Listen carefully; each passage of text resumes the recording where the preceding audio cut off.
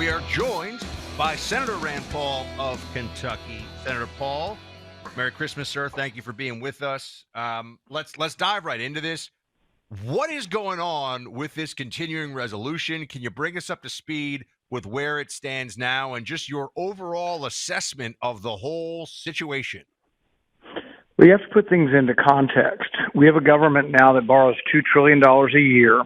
So if we continue the spending, a continuing resolution at current levels, they'll borrow another $2 trillion at least next year.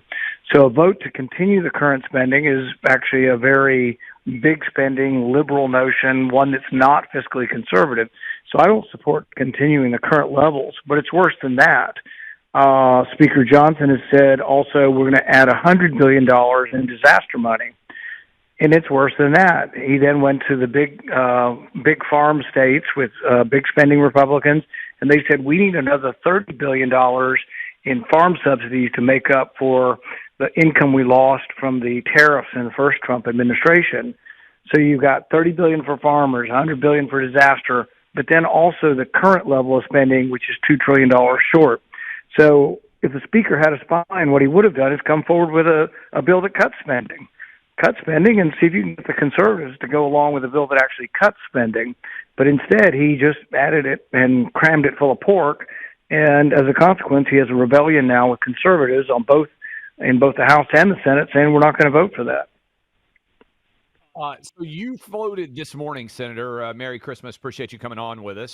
Say hi to your family. I'm sure you're getting geared up for everything. Your wife's got fantastic taste in radio. Last time I saw you both was flying to D.C., I think. I know she's probably listening to us right now. So you floated the idea of having Elon Musk as the Speaker of the House. I'm curious, what's the reaction been to that? And for people out there who don't know, the Speaker doesn't have to actually be in Congress. What would that impact be? What's the reaction been? You know, I actually just learned this a couple of years ago. I used to think it had to be a member of the House, and I think it was in 2018, somebody actually put my name forward. I got one vote for Speaker of the House. So that was the first time somebody from the Senate actually got a vote in the House. Yeah. There have been votes for others. I think Donald Trump one time got a vote or two in the House. So it can be somebody outside the House. And I floated Elon Musk because, one, I just finished reading Walter Isaacson's biography. Here's a guy who shows up. He's every day. He's at work till midnight. He's looking to cut costs so he can, get satellites into space at a cheaper price with less weight. He's looking at costs on Tesla to make it profitable, and he's been phenomenally successful. So whether or not they'd consider it as a serious proposal, it at least lets them know I am unhappy with what's going on now, and I'm unhappy with the lack of resolve. When I go and see Republican groups around the country, they respond to me as, you control the House. How come they don't do something to control the power of the purse? And it really isn't that they get even half of it because they have to compromise with the Senate. They control nothing. They never put forward a proposal that is a Republican proposal. They just say, well, what will the Democrats accept? And that's what the before there's even a negotiation, the Republicans have always given in to whatever the Democrats want, they'll get. But that's why the deficit's $2 trillion, and we have $1 trillion in interest payments every year.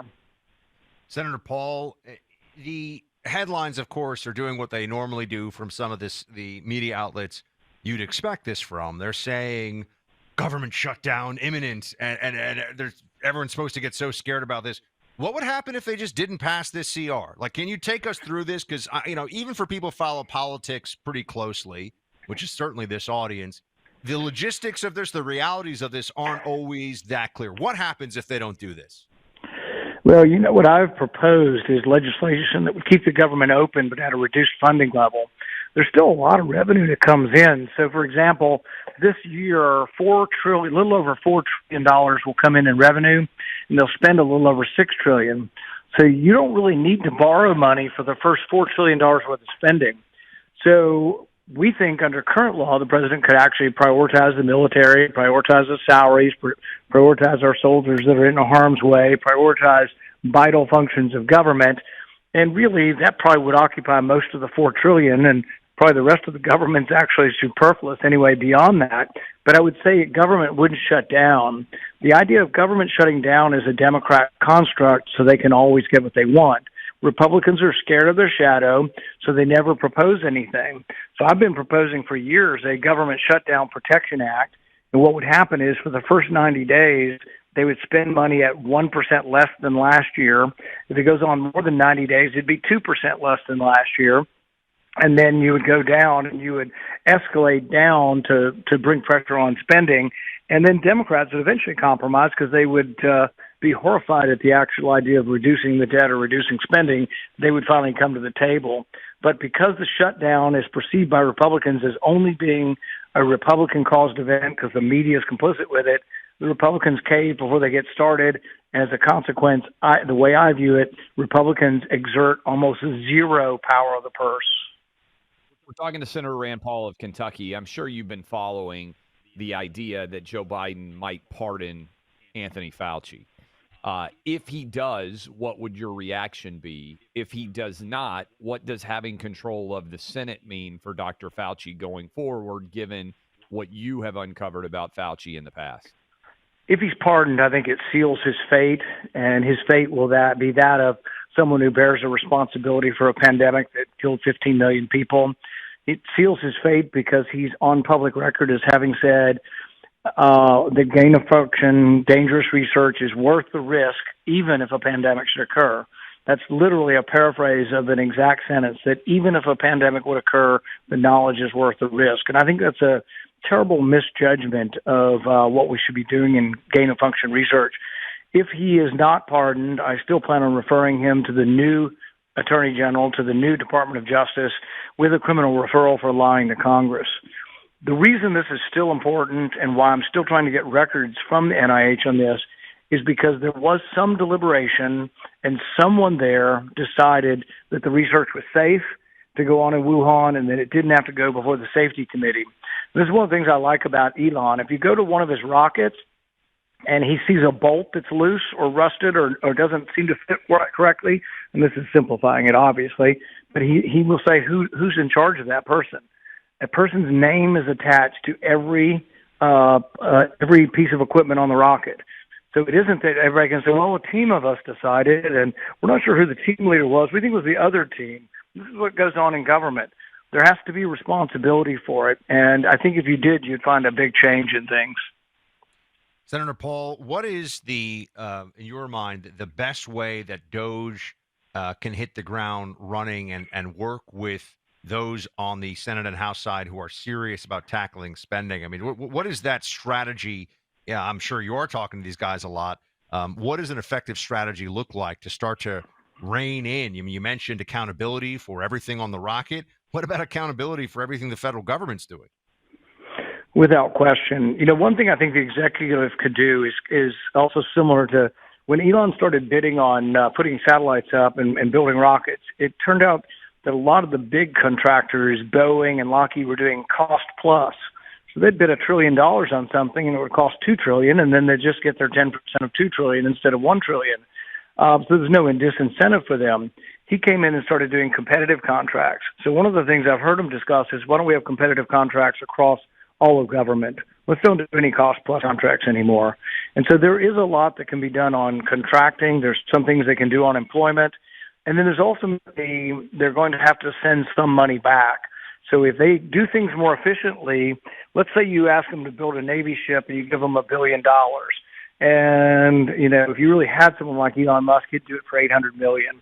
And if he did it for $800 million, what do you do with the extra $200 million? Now, some have talked about impounding it. I think there's going to be some court challenges if they do that. But there's also something called rescission.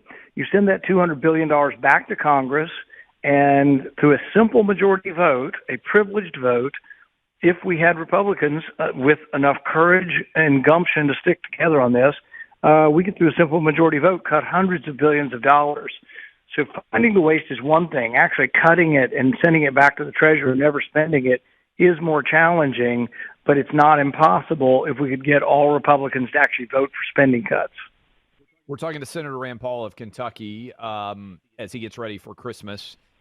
What's going to happen, you think, with the nominees that Trump has put forward as his cabinet? Do you feel like everybody's going to get confirmed? If not, where are the battles as you see them sitting here getting ready for the start of January? I have to say, while I don't always agree with Donald Trump, and I do voice my differences when they occur, his cabinet, I've been ecstatic about 90 some odd percent of it.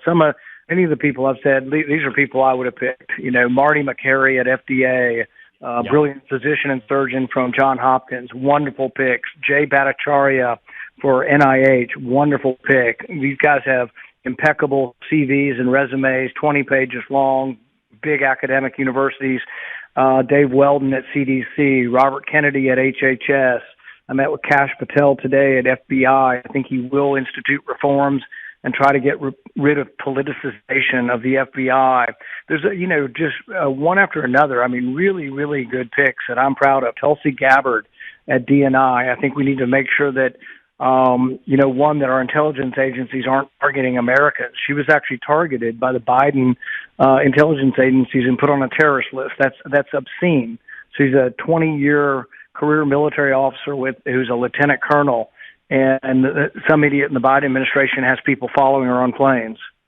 So that kind of stuff. I guess I'm very hopeful that they all get through. Some of them are seen as more controversial than others, but I think there's a good chance they all get through at this point. Senator Paul, feels like a great time for this country, considering the possibilities ahead and the Trump win and the team and the focus coming in. So we just want to say thank you again for making the time for us, for your incisive analysis and leadership in the Senate, and a very Merry Christmas to you and your family. We appreciate you, sir. Absolutely. Merry Christmas, everybody. No doubt. That is Senator Rand Paul. And we want to tell you one thing you can do to help make a Merry Christmas for a lot of different people out there that are legitimately putting their lives on the line is help out Tunnel to Towers. They are delivering dozens of mortgage-free homes to deserving recipients across the country during the season of hope. Tunnel to Towers welcomed U.S. Army Captain David Christopher into his mortgage-free smart home during a prior season of hope. David sustained severe injuries in an accident the day before he was set to deploy to South Korea. David did, that the mortgage-free smart home from Tunnel to Towers enabled him to help other veterans. He feels his purpose in life is to help others, and he said receiving a smart home made him feel appreciated for the first time for his military service. And he intends to pay it forward and continue to help others in similar situations. The Season of Hope campaign is our opportunity to stand united, make a difference in the lives of those who've sacrificed so much for our safety and our freedoms. Help us help heroes and their families now by donating $11 a month to Tunnel to Towers at T2T.org. That's T, the number 2, T.org.